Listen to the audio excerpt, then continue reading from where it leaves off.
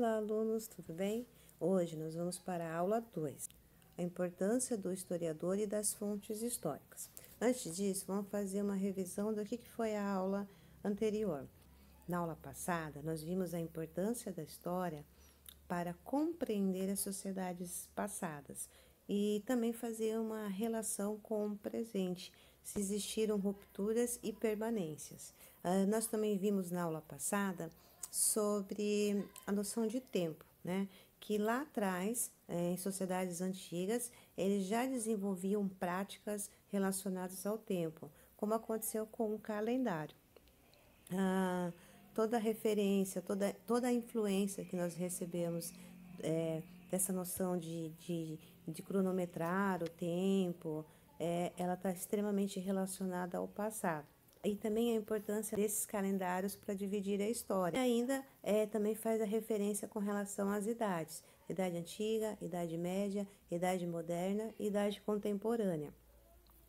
Além disso, nós também vimos que a história, ela costuma datar os acontecimentos por meio de séculos. E aí nós fizemos a transcrição dos anos em séculos. Tudo bem? Hoje nós vamos falar de fontes históricas. A importância desses vestígios para se conhecer sociedades passadas. O historiador busca nas fontes históricas conhecer o passado, ter uma noção de como as sociedades passadas se desenvolviam, como era a economia, a sociedade, a política, o sistema de organização. Um exemplo, porque o Nordeste do Brasil concentra uma grande quantidade de afrodescendentes. No início do processo colonial no Brasil, no Nordeste era onde tinham os engenhos e onde concentrava uma grande quantidade de africanos. Então, essas fontes históricas, elas são importantes para se conhecer o passado. O historiador, ele acaba agindo como um investigador, um detetive. Ele busca nessas fontes históricas vestígios de como viviam sociedades passadas a fim de compreendê-las e relacioná-las ao presente. E toda essa pesquisa utilizada pelo historiador recebe o nome de fonte histórica.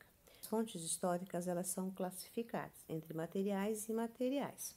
Nós temos as fontes escritas, que são documentos escritos, certidões, cartas. As fontes audiovisuais, elas estão bem presentes em filmes, em vídeos.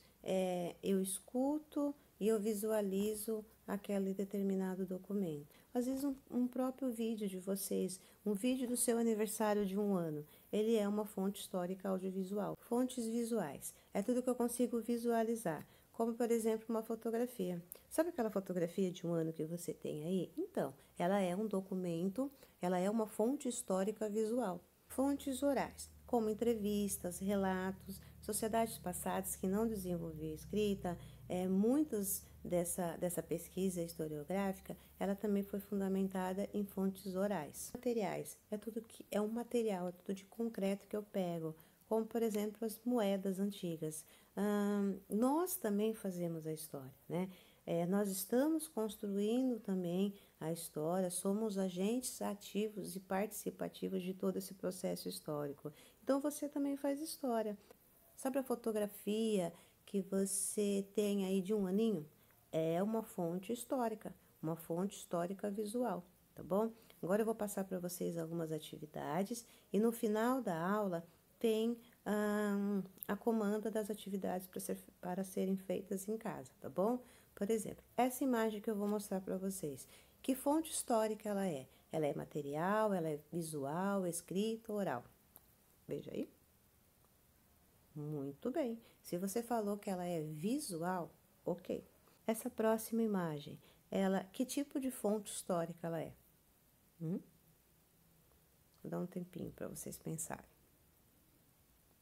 Fonte histórica material. Essa imagem, que tipo de fonte histórica ela é?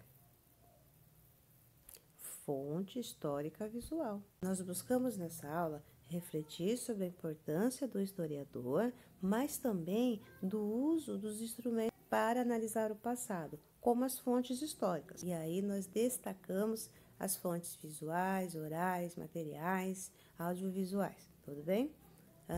Por hoje é só. Até a próxima aula.